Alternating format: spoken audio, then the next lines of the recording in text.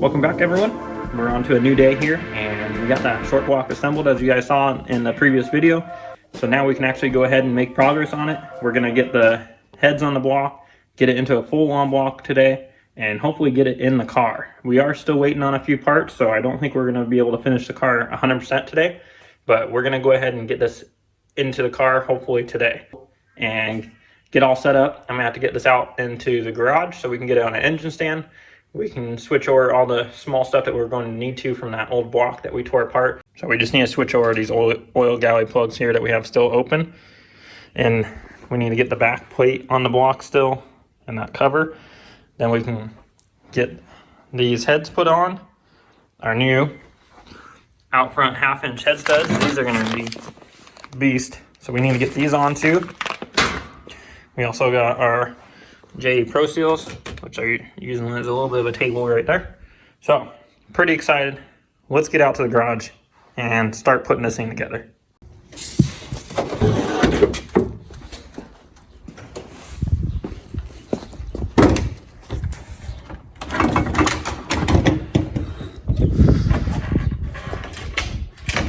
We got our trusty old table out so we can get our short block on there. We can get that backing plate on it and get it ready to put on one of these engine stands.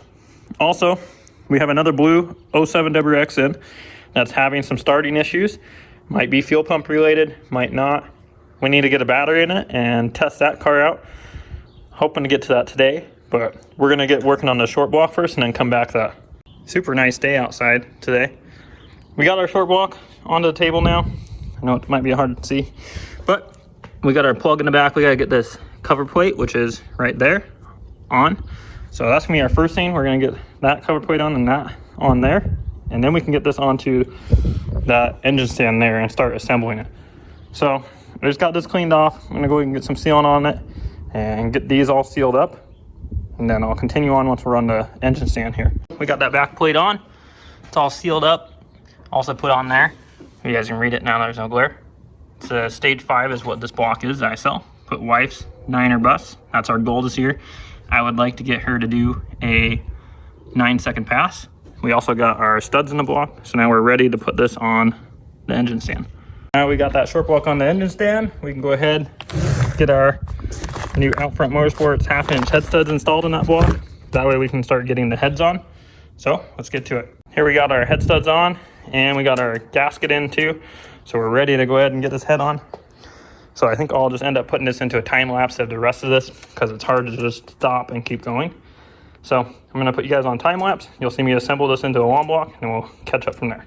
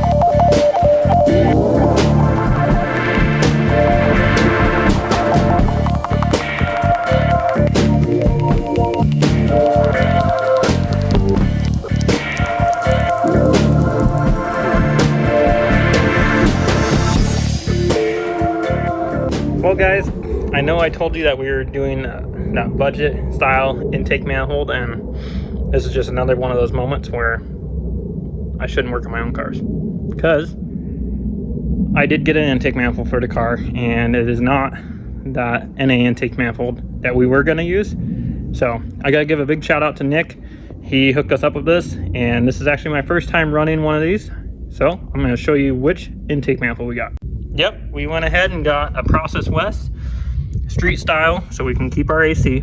I also got his modified ETS intercooler pipe for this intake manifold, so that way we don't have to hassle that. As you can see there, we are going to have to either paint this or repowder coat it, but no big deal. We also picked up a used Killer Bee oil pan, and I ordered a Killer Bee oil pickup and baffle too to go with it, so that way we have the full Killer Bee setup now. It is very important on a higher horsepower car like we are doing. I do even suggest them for lower power cars if you do like to have fun in your car and drift around, or some do flat spins in their cars, because it keeps that oil by that pickup. And you've heard me talk about an upgraded pickup before, how it's a good idea. So went ahead and picked that setup up. That's going to be really good for the car. We need it anyways for the power level we're going to. And I know I suck. I didn't mean to get an intake manifold. It just so happened to be right time, and I picked it up. So yeah, that's what we're going to be using on it. I'm pretty happy about it. Like I said, I've never used one before. I've used the Cosworth, and now we have the AMS on Hyper Blue. So this is going to be my first time with a Process West. I did want to go with something that was TGV style, since we have those awesome Torque Solution TGVs. So that's why we went with this manifold. I was looking for a Cosworth. That is my favorite, even though some don't like the Cosworth and how they flow. They say they're outdated.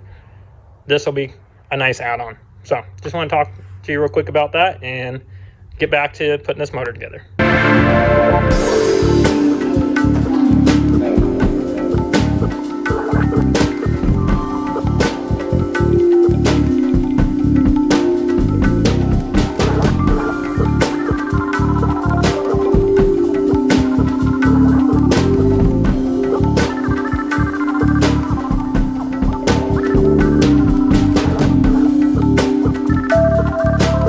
There we have it, guys. We got our bare Longblock together.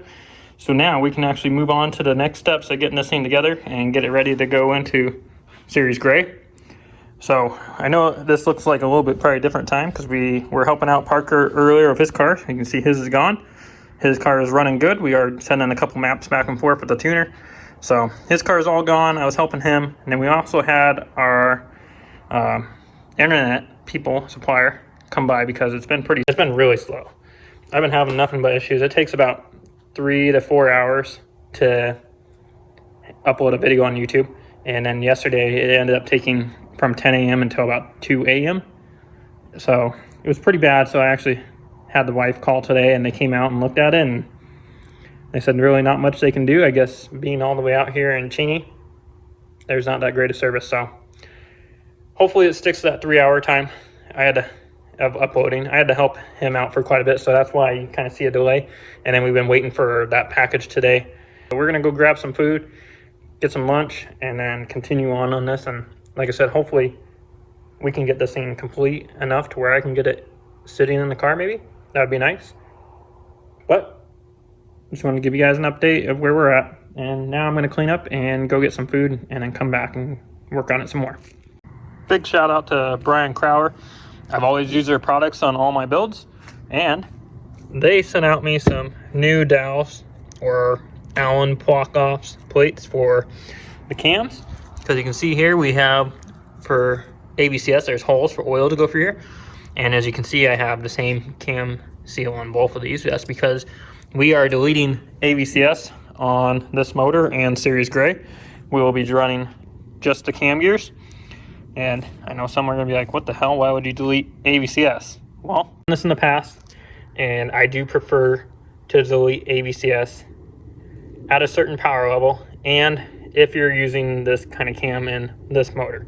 So 08 Plus has dual ABCS is what it's called. So you have oil controlled cams, sensors, and cams on intake and exhaust. Well, I'm using 02 to 07 cams in this motor, so we no longer have the control on the exhaust cams.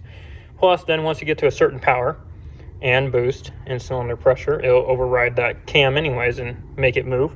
So there's a point where you do want to have cam gears, but for the most part of you guys that are, 800 wheel and less, that this isn't necessary. You could even run stock ABCS cam gears like we do on Hyper Blue behind me.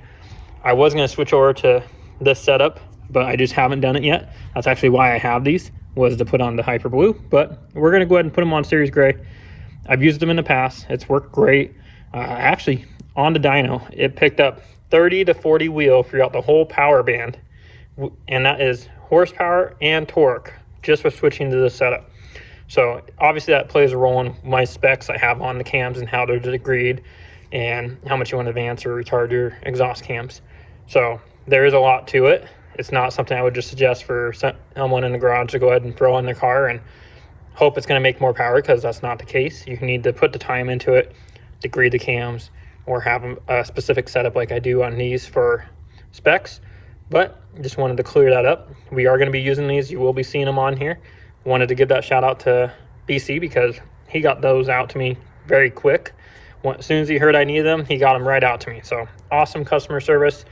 Definitely like his product. I've never had a problem with it. I've never had any issues with destroying buckets or a cam going flat with a BC. Now, we did have some issues with that previously in the years, and a lot of the times it was GSC cams, but it did come down to specs that we had on the cams, and we actually had to open up clearances more to get more oil pressure going onto the cams. So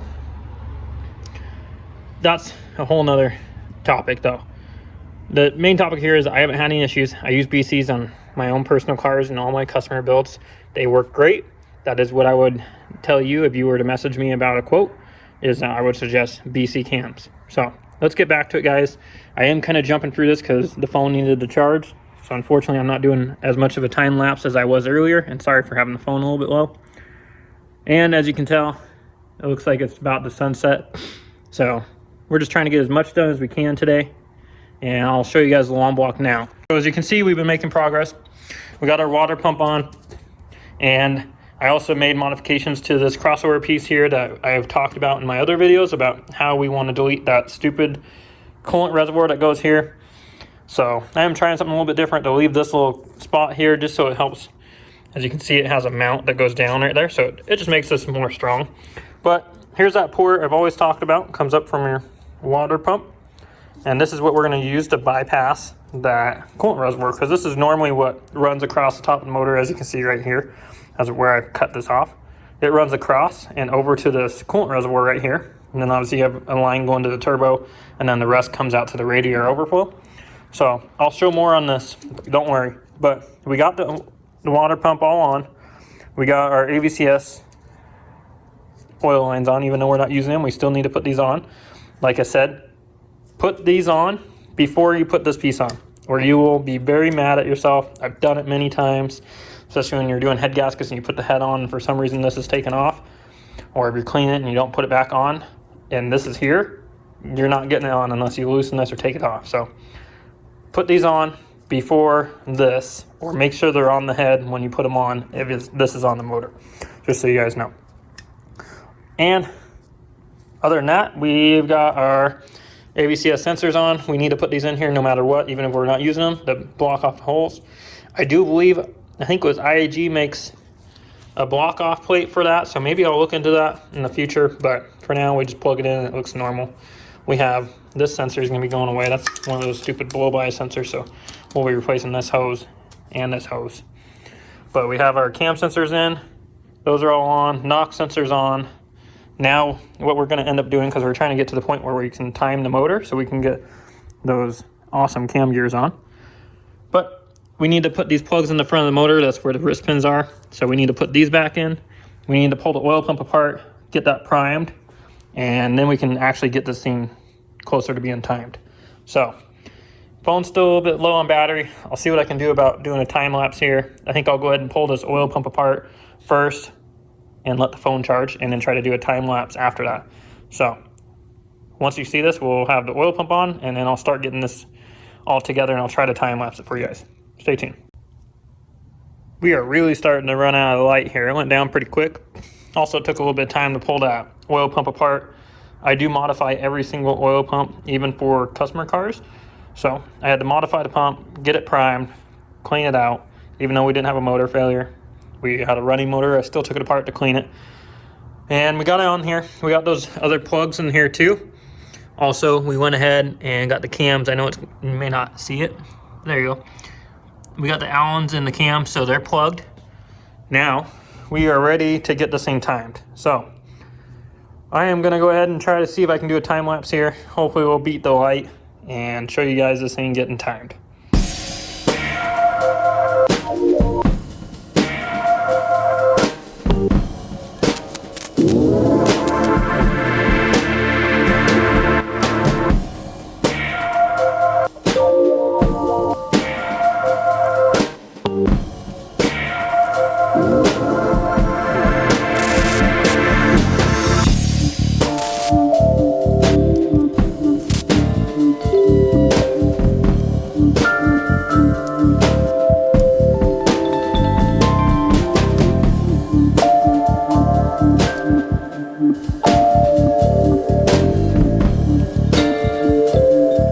Okay guys, we got the cam gears on, as you can see there. We got the timing belt on, motor's all timed. Obviously we need to put the little guard that goes over here. We still need to put that on. We need to put the sensor in here. And we also need to torque these gears. Now this is a lot harder since obviously we can't use our company 23 tools on here to tighten those. So unfortunately, you do have to use the belt, and you just got to be careful. And then obviously if you jump a tooth, then you're gonna have to redo all the timing. It sucks. But as you can see, we're running out of daylight and the garage is pretty full. We did a lot of work today. Obviously we didn't get to where I really wanted to, but we still got really far on this. The only thing really left to make it a complete long block and put it in the car, we just need to put the lower sensors on for the AVCS, and we need to put the oil pickup, baffle, and oil pan and those new torque solution motor mounts on. So once we do that stuff, then we can drop it in the car and we have a complete motor again. So really, even though we didn't get as far as I'd liked, I'm still happy with where we got, and I hope you guys enjoyed it.